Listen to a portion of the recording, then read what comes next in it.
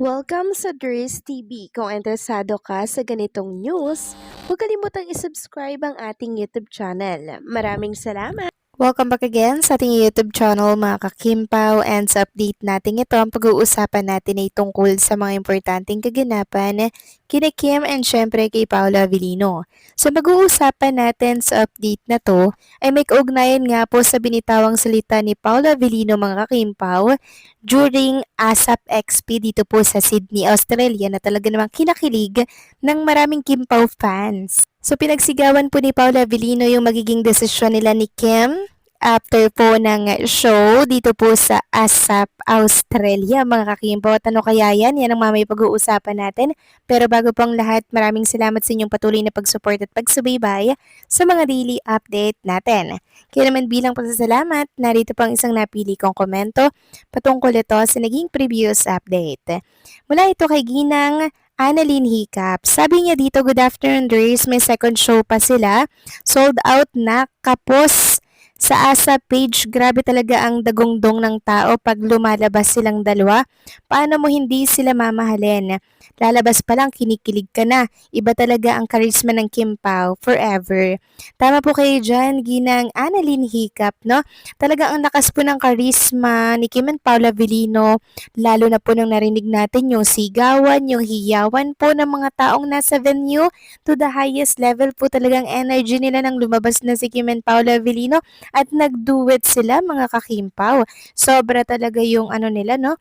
Yung energy. Kasi minsan lang po mangyari po itong ASAP XP na to, and talagang ginanap pa ito sa ASAP Sydney, Australia, no?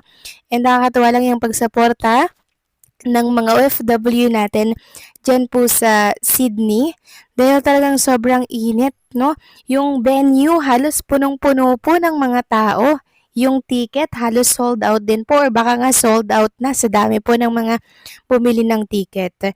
Grabe, no? Nakaka-amaze, nakakamangha po yung supporting power ng mga fans and supporters ni Kim and ni Paolo.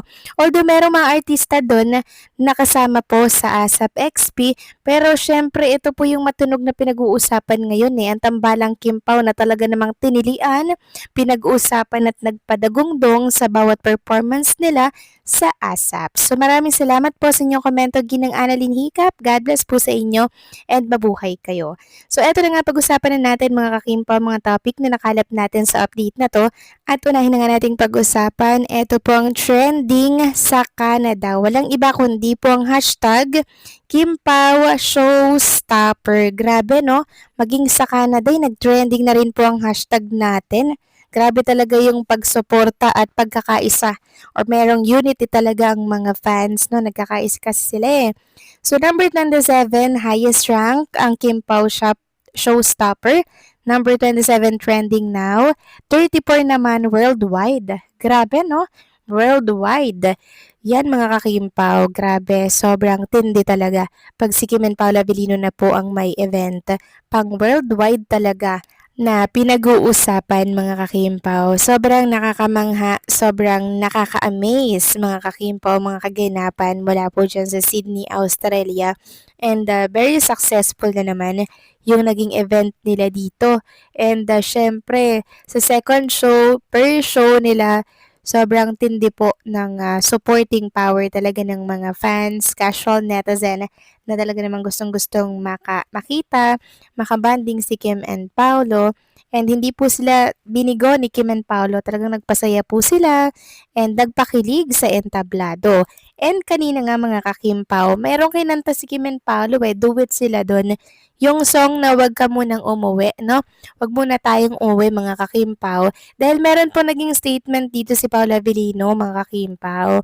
After or before po ng kanilang kanta, ito po yung sinabi ni Paolo, wag daw muna silang umuwi. Kaya sabi ni Kim Chu, talaga bang wag muna tayong umuwi? Tapos sabi naman ni Pao, wag daw muna tayong umuwi.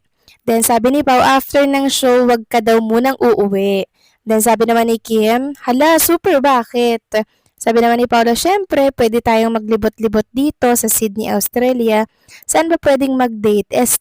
Mag-dinner. Yan po yung eksaktong sinabi ni Paula Avellino na talaga namang kinakilig ng mga Kimpaw fans na para bang ito talaga yung desisyon nila together na wag mo na silang umuwi, magliwaliw muna sila dito sa Sydney, Australia mga kakimpaw.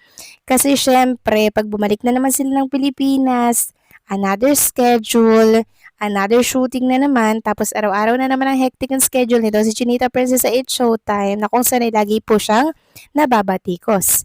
Kaya mas mainam nga naman po na magstay muna sila dito sa Sydney, Australia para nga naman po mga kakimpaw makapag-relax, makapag-refresh, and syempre makapagliwaliw sila, libutin po nila ulit yung Sydney, Australia, 'di ba? Gumawa ulit sila ng moment, mag-date sila diyan, maglibot-libot, pasyal-pasyal. Kasi sobrang nakaka-relax alam niyo yun, nakaka-refresh ng isipan pag nasa ibang bansa tayo mga kakimpaw. 'Di ba? Once na kasi nandito sa Pilipinas, wala na. Very toxic na po yung hangin mga kakimpaw. And toxic na rin po yung alam niyo na mga kakimpaw, since si Kim Chiu and Paula Vilino ay nasa mundo po ng showbiz, very toxic ng social media. Pag mayroon pong nasasabi si Kim and Paolo na hindi tanggap ng iba, 'di ba, batikos, batikos dito, batikos doon. Kaya mainam na dito muna sila sa Sydney, Australia para makapag-enjoy and mag-moment-moment. Kasi deserve nila yan. Super tagumpay kaya nila ng kanilang show. First show, second show, super matagumpay. Kaya deserve nila talaga mga kakimpaw na gumalat magliwaliw. Ang tanong nga ni Paolo, saan ba pwedeng mag-dinner date daw agad? O, di ba? Talagang sobrang vocal ni Paula Vilino pagdating sa mga ganitong mga kaganapan. 'Di ba na parang gusto niya na pong umamin pero si Kim Chiu pinipigilan po siya mga kakimpaw na ay wag mo na ngayon. 'Di ba parang siya yung hindi mo na ready eh. Parang siya yung may gustong hindi mo na ready na isa publiko yung kung ano man po yung meron sa kanila ni Paula Vilino. Pero since action speaks louder than words, kahit di na po sila umamin. Pero since maraming mga nagtatanong din, di ba maraming nagsasabi na kailangan magmula muna kay Kim and Paula Vilino bago tayo maniwala. Pero tayo mga kimpapos kasi nakikita na natin yung mga galawan nila, di ba? Parang hindi na kailangang umamin. Pero syempre, for formality, kailangan pong mismong magmula yan sa kanila. Katulad po ng ginawa ni Paula Vilino, di ba? Nag-raise po siya ng hands, nakasama daw po niya yung kanyang jowa, which is si Chinita Princess, at nasa entablado po sila.